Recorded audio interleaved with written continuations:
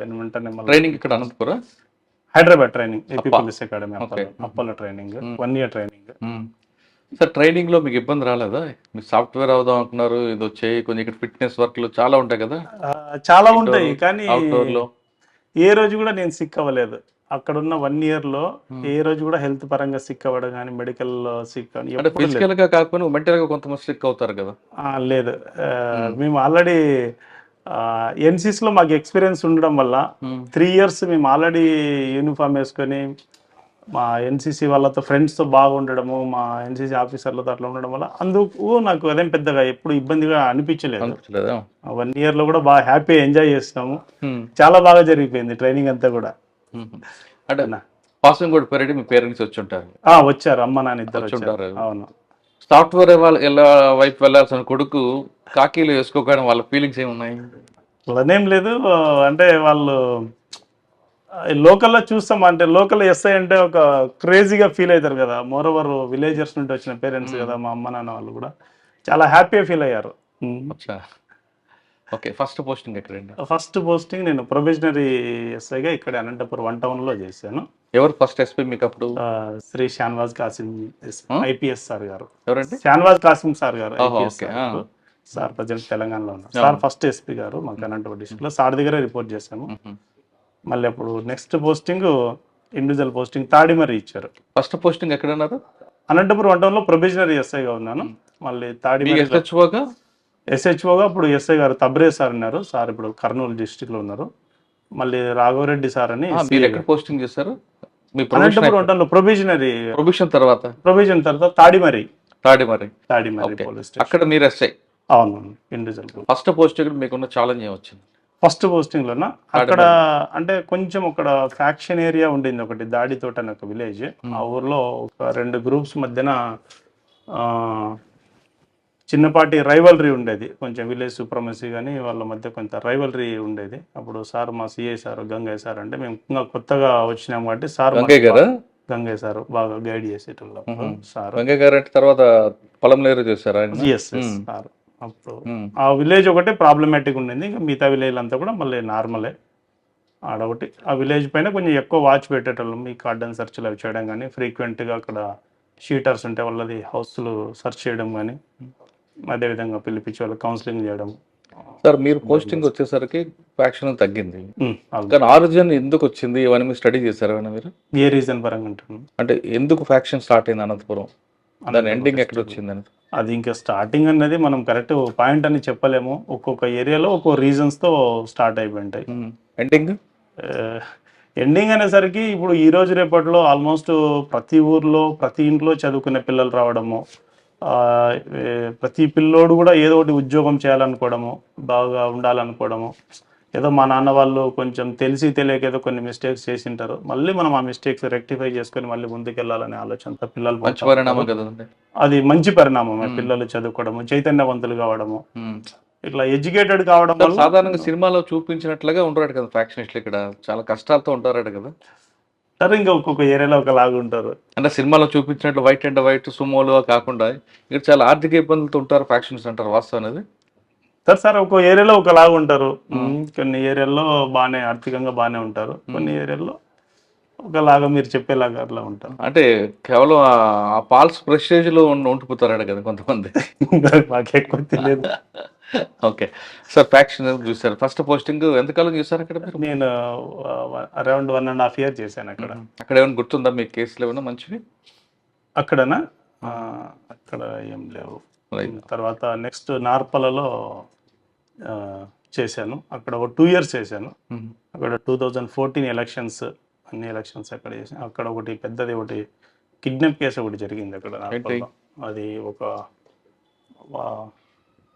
Fertilisers owner అతన్ని over the వచ్చి అతన్ని కిడ్నాప్ చేసుకొని పోయి ట్రాన్సమ్ బాగా కావాలా మిమ్మల్ని వదిలిపెట్టదానికోసం అని చెప్పేసి చేశాడు. ఆ కేసులో బాగా కష్టపడి ఇవన్నీ వాళ్ళ టీంని అందరిని అరెస్ట్ చేసినాము. సూన్ ఆఫ్టర్ అప్పుడు మా సిఐ గారు శ్రీనివాసులు సార్ ఉన్నారు, వాళ్ళ ఆధ్వర్యంలో టీమ్స్ సార్ పేరు కే శ్రీనివాస్ సార్ పేరు. సార్ విజిలెన్స్లో ఉన్నారు. ఆ కేసు చాలా మంచి ఛాలెంజింగ్ కేసు మాకు అప్పుడు. అది అందరినీ పట్టుకొచ్చి అందరిని అరెస్ట్ చేసినాము. దాని తర్వాత మళ్ళీ ఆ కేసులో లైఫ్ కన్విక్షన్ పడింది అందరికీ కూడా. కిడ్నాప్ కేసు, పెద్ద కేసు. అంటే కిడ్నాప్ అండి దాంట్లో ఇంకో కిడ్నాప్ ఫర్ ర్యాన్సమ్ కోసం కిడ్నాప్. లీడ్ ఎక్కడ వచ్చేది మీకు?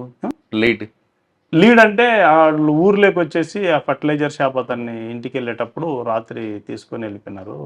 అది ఫారెస్ట్లోకి వెళ్ళిపోయినారు, అక్కడ మడుగుపల్లి ఫారెస్ట్లోకి వెళ్ళిపోయినారు. ఆ తర్వాత వాళ్ళు పోయినది అవన్నీ కనుక్కొని దాని ద్వారా మళ్ళీ నైట్ అంతా ఫారెస్ట్ ఏరియాలో వెతికి మళ్ళీ తర్వాత ఒక 1 month 1.5 month పట్టింది ఆ కేసు. అందరం కలిసి అరెస్ట్ చేయడం జరిగింది. అది ఆ తర్వాత 2014 ఎలక్షన్స్, అక్కడ ఎలక్షన్ ఛాలెంజెస్. ఆ తర్వాత ఎలక్షన్స్ రాయలసీమలో అనగానే అది కొంచెం టెన్షన్ ఏరియా ఉంటుంది. మీరు ఎలా దాన్ని కంట్రోల్ చేసుకొచ్చారు? జనరల్ ఎలక్షన్స్ అంటే తీసుకున్నారు ఆ స్ట్రెస్ అంటే from time to time officers instructions ఇస్తూ ఉంటారు. వాళ్ళు ఎస్బీ ఫీడింగ్స్ కానీ ఇంటెలిజెన్స్ ఫీడింగ్ అని తీసుకొని ఒక్కొక్క ఏరియాలో ఎలా యాక్ట్ చేయాలి, ఎవరిని ఎట్లా మనం మోల్డ్ చేయాలి, ఎవరిని మనం బైండ్ డోర్స్తో కంట్రోల్లోకి తీసుకోవాలి. తర్వాత ఇంకా వేరే వేరే ఏదన్నా కూడా మనము అంటే కొన్ని విలేజెస్ ఉండినాయి. మనం ఆ విలేజ్ అంతా కూడా మీటింగ్స్ కండక్ట్ చేసినాం. మేజర్గా ఏంటంటే ప్రతి విలేజ్లో కూడా మీటింగ్స్ పెట్టాము. మేజర్గా కొంచెం ప్రాబ్లమాటిక్ అనే విలేజెస్లో మా సిఐ గారిని, డిఎస్పీ గారిని వాళ్ళని పిలిపించేసి వాళ్ళని మళ్ళీ 1-2 సార్లు మోటివేట్ చేయడము. అంటే ఈ ఎలక్షన్స్ ఇవన్నీ కూడా మామూలుగా షెడ్యూల్ ప్రకారం వస్తుంటాయి, జరిగిపోతూ ఉంటుంది. బట్ అల్టిమేట్గా మనం విలేజర్స్ అనేది విలేజ్లోనే ఉంటాము. మనకంటే ఒక బాండింగ్ ఉంటుంది, ఒక రిలేషన్షిప్ ఉంటుంది. అంటే మీరు సాఫ్ట్గా వింటారా?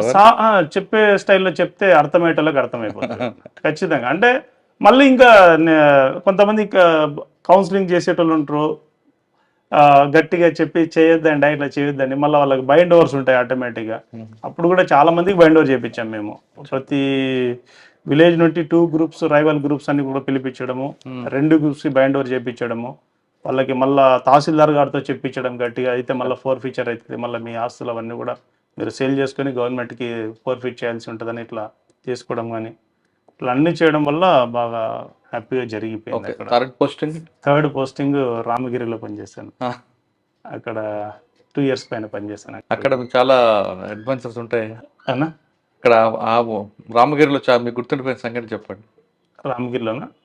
రామగిరిలో కూడా చాలా కేసెస్ జరిగినాయి. ఒక మర్డర్ కేసు ఒకటి, ఇంట్రెస్టింగ్ మర్డర్ కేసు ఒకటి చేశాను దాంట్లో.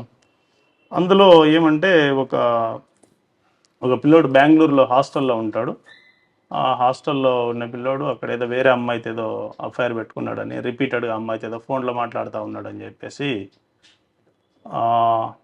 ఎందుకు అట్లా మాట్లాడుతూ ఉన్నాను వాళ్ళ హాస్టల్లో ఉన్న అతన్ని దండించిన దానికి ఆ ఓనర్నే కొట్టడానికి పోయాడు, కొట్టి చంపేదానికి పోయినాడు. అతన్ని చంపకపోతే మేము ఎక్కడ చచ్చిపోతామని చెప్పేసి హాస్టల్ ఓనర్ వాళ్ళు వాళ్ళ బంధువులు అతనంతా కలిసి అతన్ని కప్పెట్టేసి గొంతుకి స్ట్రాంగులేషన్ చేసి బిగిచ్చేసి తీసుకొచ్చి ఇక్కడ పడేసిపోయినారు. బెంగళూరులో చంపి తీసుకొచ్చి బాడీని ఇక్కడ పడేసిపోయినారు. బాడీ అంటే ఓన్లీ ఒక బాడీ తప్ప ఏం లేవు మా దగ్గర ఆధారాలు, ఏమీ ఆధారాలు లేవు. ఓన్లీ ఒక బాడీ, ఓన్లీ ప్యాంట్, అది కూడా షర్ట్ లేదు, గొంతుకి స్ట్రాంగులేషన్ చేసిన ఒక క్లాత్ అంతే. మేము అవన్నీ ఫోటోలు అవి తీసుకొని అంతా సోషల్ మీడియాలో అంతా కూడా వైరల్ చేసాం. ఇక్కడెక్కడ కూడా ఇన్ఫర్మేషన్ రాలేదు. అన్ని పోలీస్ స్టేషన్లకి, వేరే చోట మిస్ అయినటువంటి కేసులు కానీ అవి అన్నీ వెరిఫై చేసినాం. ఎక్కడ కూడా ఇన్ఫర్మేషన్ రాలేదు. దాదాపు ఒక 20 days 1 month.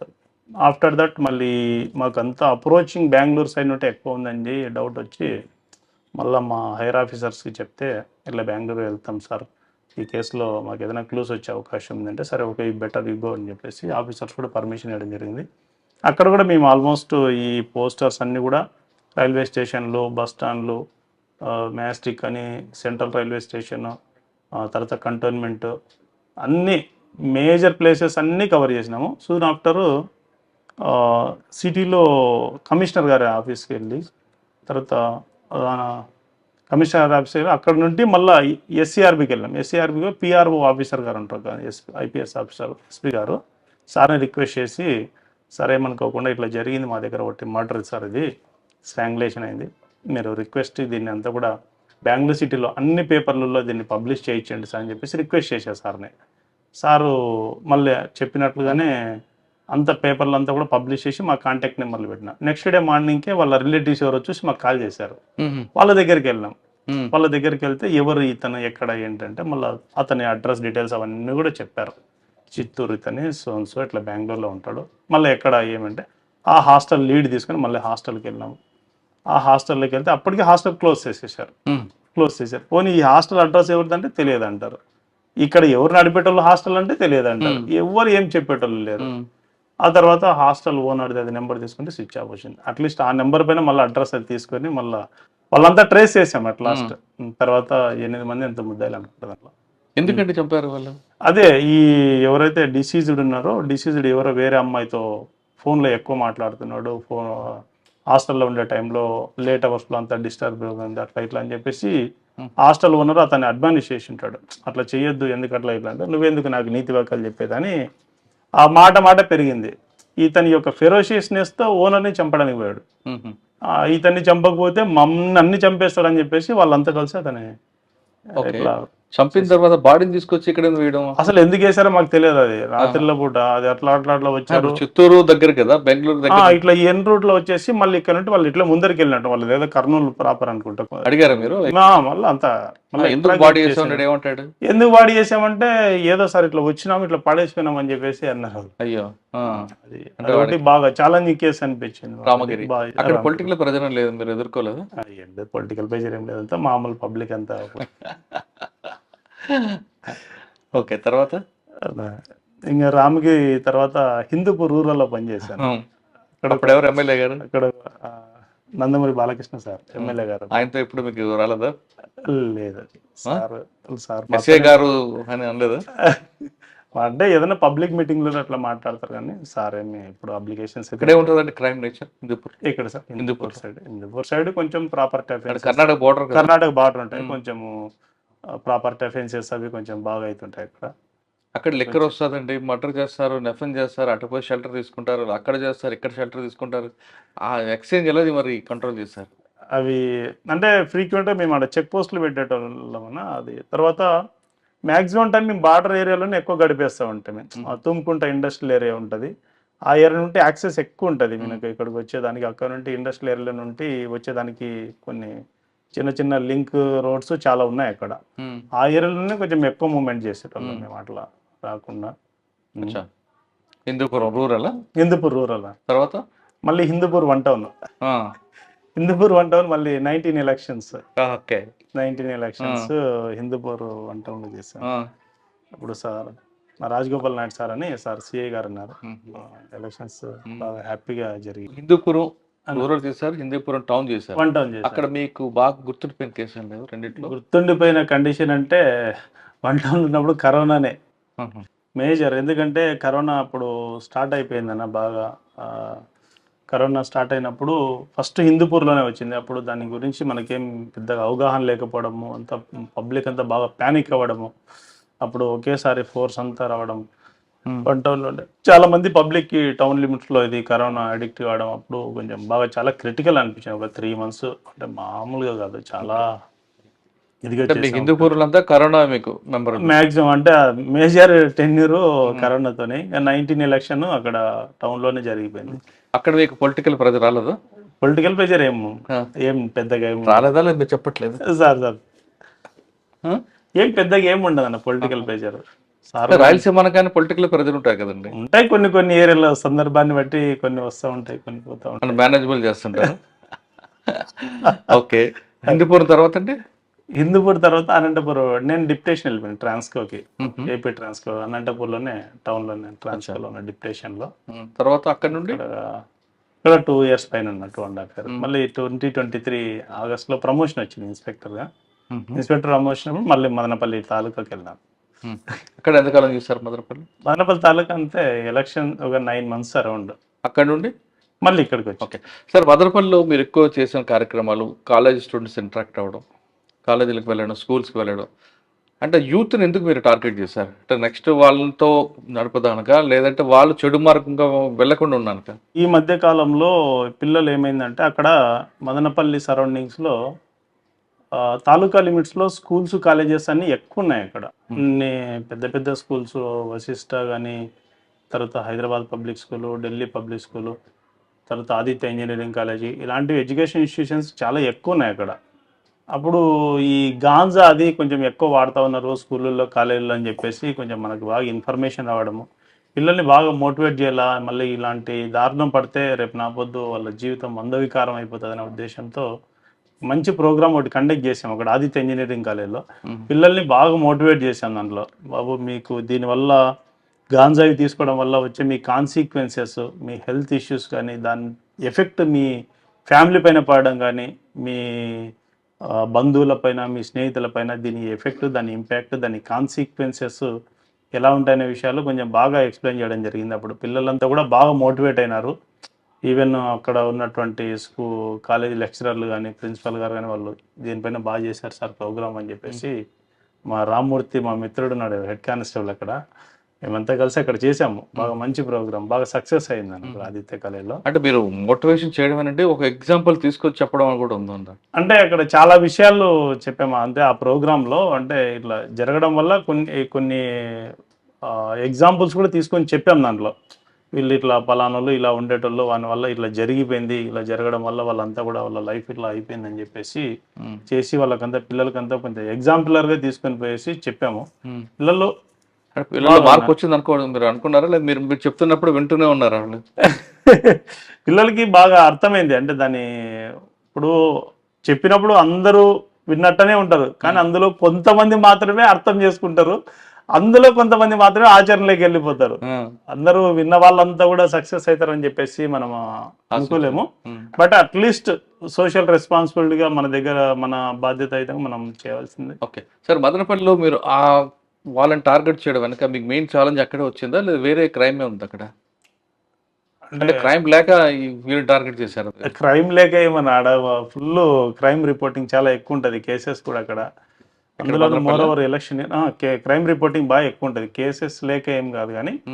బట్ ఇది ఒక సోషల్ రెస్పాన్సిబిలిటీ కింద తీసుకోవడము. తర్వాత హైర్ ఆఫీసర్స్ బాగా గుర్తుండిపోయిన కేసు చెప్పండి. మదనపల్లిలో ఒక మర్డర్ కేసు ఉంది కానీ వాడు జైల్లో ఉన్నాడు. ఏది ఒకటి మర్డర్ కేసు ఉంది, వాడు జైల్లో ఉన్నాడు అన్న. సీఏ గారు భార్యని చెప్పింది సీఏ గారు అమ్మ. అది కాదు, అప్పటికి వచ్చేసాను నేను.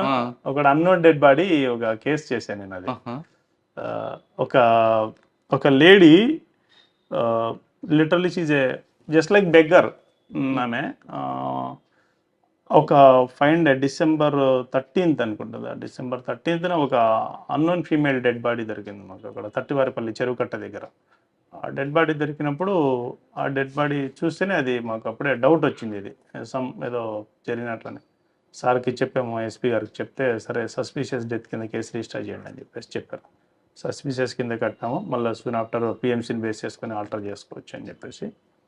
మళ్ళీ దాని తర్వాత ఆమె ఎవరు అనే దాని విషయంగా అవన్నీ కలెక్ట్ చేసుకున్నాం మేము. ఎక్కడ మా బార్డరింగ్ డిస్ట్రిక్ట్స్లో ఉన్నటువంటి అన్ట్రేస్డ్ ఉమెన్ మిస్సింగ్ కేసెస్ అన్నీ కూడా ఆ ఏజ్ గ్రూప్లో లెస్సార్ మరొక 5 years అటు 5 years ఇటు ఉన్నటువంటి కూడా గ్యాదర్ చేసాం.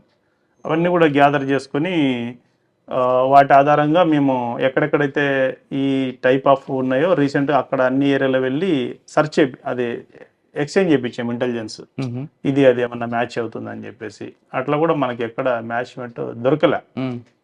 అయితే ఆ బాడీ పైనటువంటి కొన్ని ఆర్టికల్స్ ఏవైతే ఉన్నాయో, ఆ శారీ, ఆ పెట్టికోటు, జాకెట్ అవే ఉన్నాయి మనకి. ఇంకా పెద్ద ఆర్టికల్స్ కూడా ఏం దొరికింది అక్కడ సీన్లో.